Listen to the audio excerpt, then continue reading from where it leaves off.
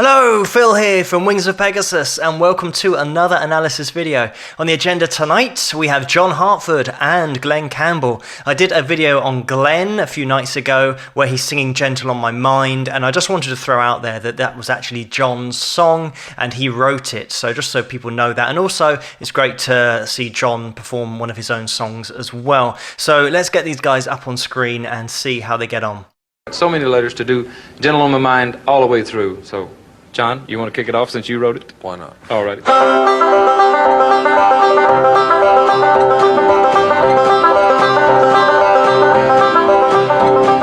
knowing that your door is always open and your path is free to walk. That makes me tend to leave my sleeping bag rolled up and stashed behind your couch. And it's knowing I'm not shackled by forgotten words and bonds and the ink stains that have dried upon someone. That keeps you in the back roads by the rivers of my memory. It keeps you ever gentle on my mind. It's not clinging to the rocks and ivy planted on their columns now that bind me, or something that somebody said because they thought we fit together walking. It's just knowing that the world will not be cursing or forgiving when I walk along some railroad track and find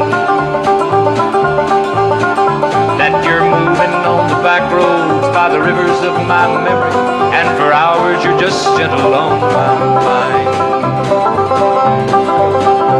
I'm just going to stop it there just to mention the fact that Glen is such a classy guy, because as soon as they're about to start the track, he says to John, why don't you start it since you wrote it? So he's making sure everybody knows that John wrote the track in the first place. How many artists do you see who say, oh, I'm really, really excited about this new album that I've just recorded, and you listen to it and think it's great and everything, and then you find out later that the tracks were written by somebody else and never actually got the credit for doing that. So Glenn, such a classy guy, throwing it out there straight away, letting everybody know this isn't his song, it's John's song. And of course, John here playing the banjo, he played guitar as well, and the fiddle, and he is basically a one-man band, John. But just listen to the way that he's playing the banjo, especially rewind it if you have to. Listen to how he's actually changing his right hand picking. He's actually changing that sequence. What tends to happen with banjo playing and fingerstyle guitar playing as well, rhythm-wise, is you'll have a very set pattern. And that pattern stays the same regardless of what chords you go to. But what I love about John here, he totally changes up the sequences and is always playing something, keeping it interesting in the background, not just relying on that one shape or that one sequence with the right hand. So really cool playing, and John is just a classic musician. As we'll get further into this, it's a very short performance, only 2 minutes 57 here, but as we'll get into the rest of it, have a listen out for John's banjo playing and the fact that when he sings, he drops the banjo down dynamically, and it's a really subtle thing that top guys do. They take that banjo, which is like a voice in itself and a melodic voice, they take that down when they want their own voice to then fill up that space. And as soon as they then don't have that vocal anymore, they'll bring that banjo playing up to then fill in that space and give it more melody. So have a little look out for that as we progress. These two are obviously top musicians, and they know exactly how to play so that when somebody else is singing, they're never going to thrash out on the banjo or the guitar. When Glen's playing the guitar and John's singing, he's never going to thrash out chords so that you can't hear the vocal. But have a little look out for that change in dynamics when John's vocal comes in and then that banjo then fills the space when he's not singing, and then he'll bring it down for the vocal again. Although the wheat fields and the clotheslines and the junkyards and the highways come between us, and some other woman crying to her mother 'cause she turned and I was gone, I still might run in silence, tears of joy might stain my face, and a summer sun might burn me till I'm blind. but not to where I cannot see you, walking on the back roads by the rivers flowing gentle on by. I dip my cup of soup back from a gurgling, crackling cauldron in some train yard. My beard a roughed in coal pile and a dirty hat pulled low across my face. Through cup pans round a tin can, I pretend to hold you to my breast and find that you're waving from the back roads by the rivers of my memory, ever smiling, ever gentle on my mind.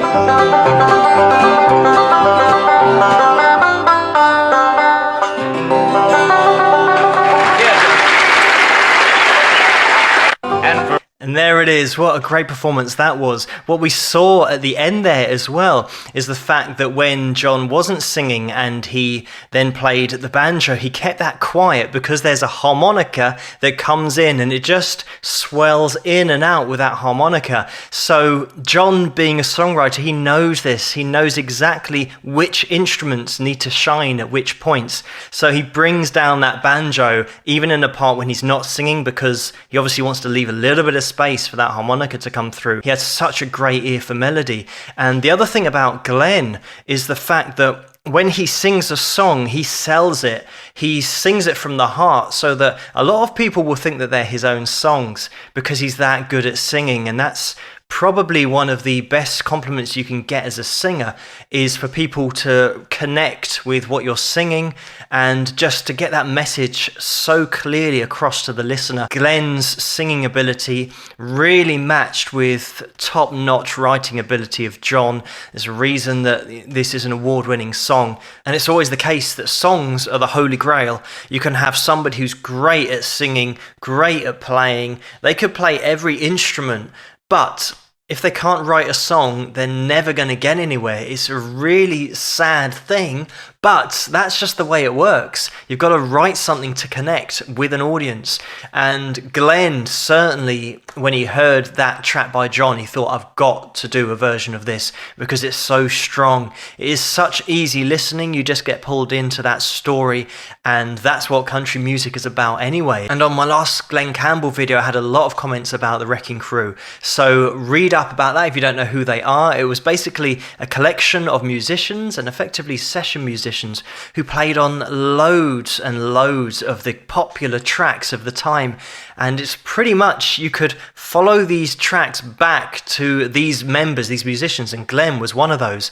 So you have to be a really top player and a top musician in order to play just as a session guy back in the day, laying down such legendary tracks. He actually spent a little bit of time with the Beach Boys as well. But the fact that Glen wasn't classically trained or anything like that, it just speaks volumes about his ability as a musician and being able to hear, decipher music and get it all down. So that's another thing about Glen. But bringing it back to John, without people like John, a lot of artists wouldn't have their breakthrough. They wouldn't have become as successful as they are, because every artist needs a hit. But just a quick video to throw it out there that John Hartford wrote, Gentle on My Mind. Such a massive hit for Glen. A lot of people also think that Jimmy Webb wrote this, whereas he didn't. I know that Jimmy did a lot of stuff with Glen, but this is John Hartford, so just a quick shout out to him. But thank you so much for watching and for suggesting videos for me to take a look at. Keep those suggestions coming in the comments below. If you like this video, please give it a thumbs up and subscribe, and I'll see you guys at the next one. Rock!